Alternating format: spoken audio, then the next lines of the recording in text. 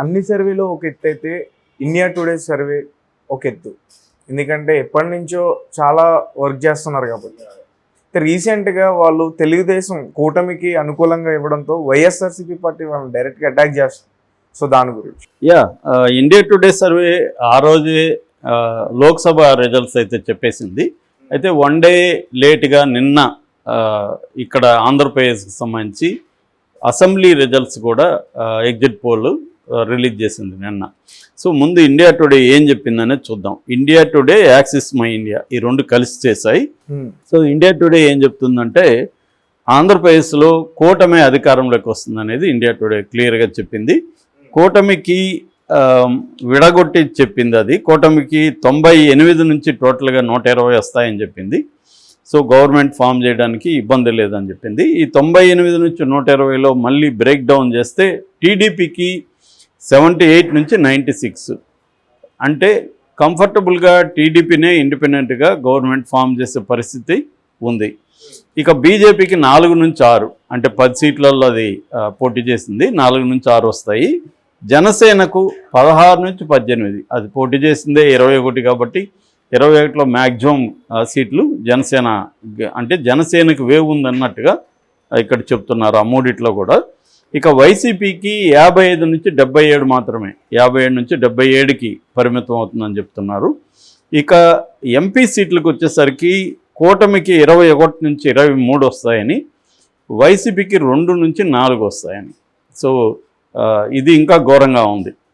ఈ రిజల్ట్ కంటే కూడా, అసెంబ్లీ కంటే కూడా ఘోరంగా ఉంది. మేబీ వీళ్ళ దాని ప్రకారం క్రాస్ ఓటింగ్ జరిగి ఉండాలి. అంటే ఎంపీ సీట్లు ఏమో కూటమికి ఇచ్చి ఎమ్మెల్యే సీట్లు వైసీపీకి వేసిన ఏరియాలు చాలా ఉండాలి, లేకపోతే ఇంత తక్కువ ఎంపీ సీట్లు రావు. ఇక పర్సంటేజ్ విషయానికి వస్తే దీన్ని బ్రేక్ డౌన్ చేసినప్పుడు వైసీపీకి 44% ఓట్లు వస్తాయి.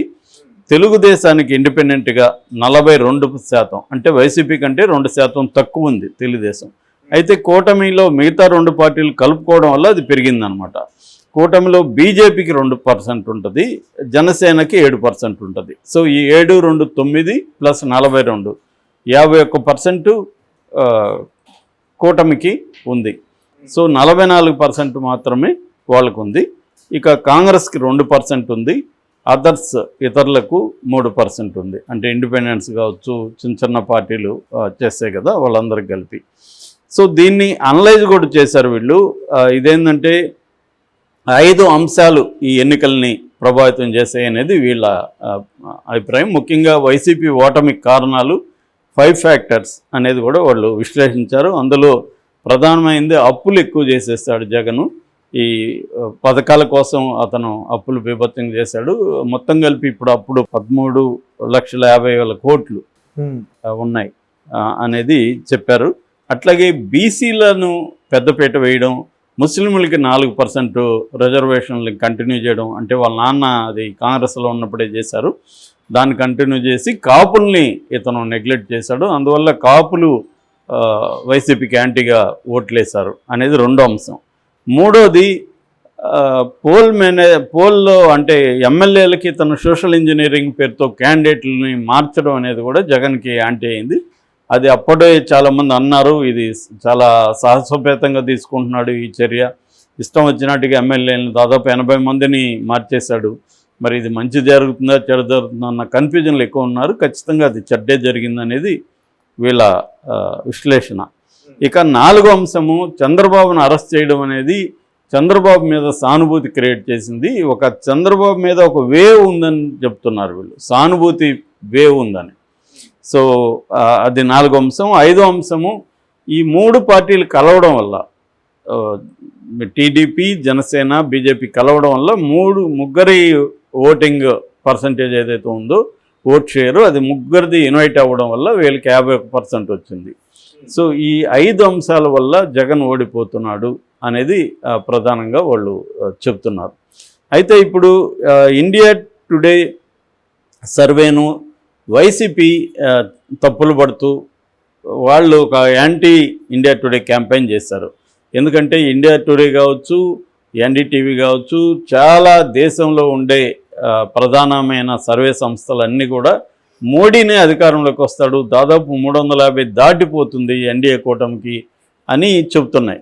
దీనికి కారణం ఏంటంటే నేను ఇందాక వేరే వీడియోలో చెప్పినట్టుగా ఈ ఎగ్జిట్ పోల్స్లో మేమే వస్తామని చెప్పించుకోవడం ద్వారా అధికార యంత్రాంగాన్ని తమకు అనుకూలంగా మలుచుకొని కౌంటింగ్ టైంలో మ్యానిపులేట్ చేయొచ్చు. ఎందుకంటే చాలా చోట్ల టైట్ వ్యవహారం ఉంటుంది.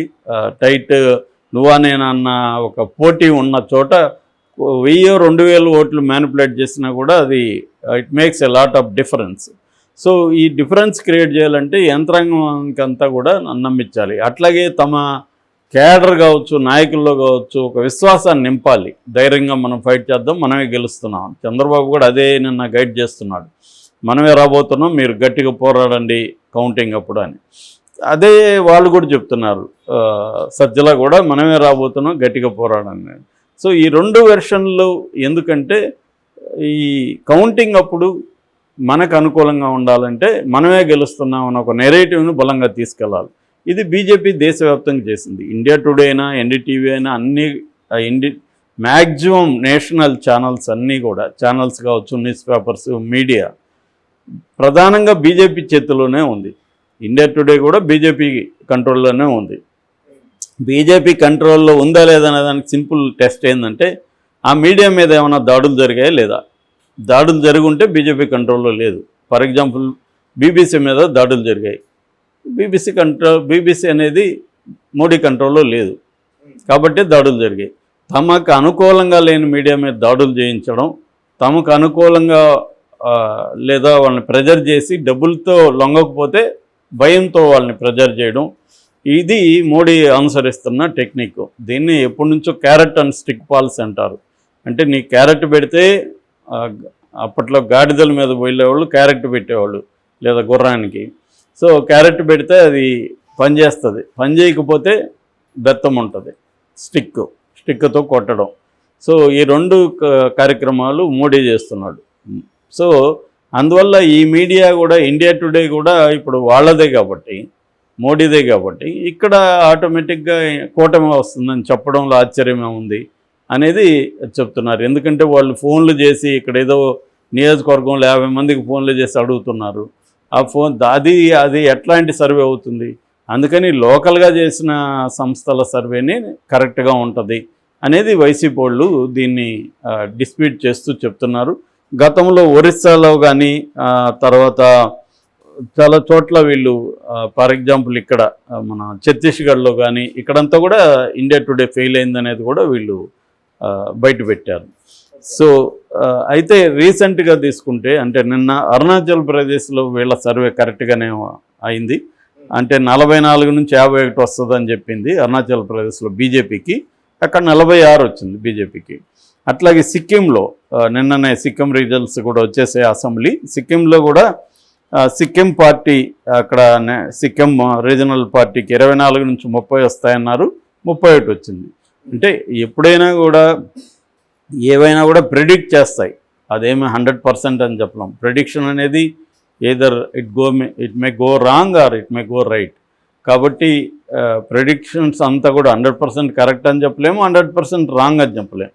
ఏదేమైనా తమకు అనుకూలంగా ఉంటేమో అది బ్రహ్మాండమైన సర్వే, తమకు వ్యతిరేకంగా ఉంటేమో అది గతంలో ఆ తప్పులు చేసింది, గతంలో ఈ పొరపాట్లు చేసింది, ఇవన్నీ బయటికి తీస్తూ ఉండరు 2 వైపుల నుంచి.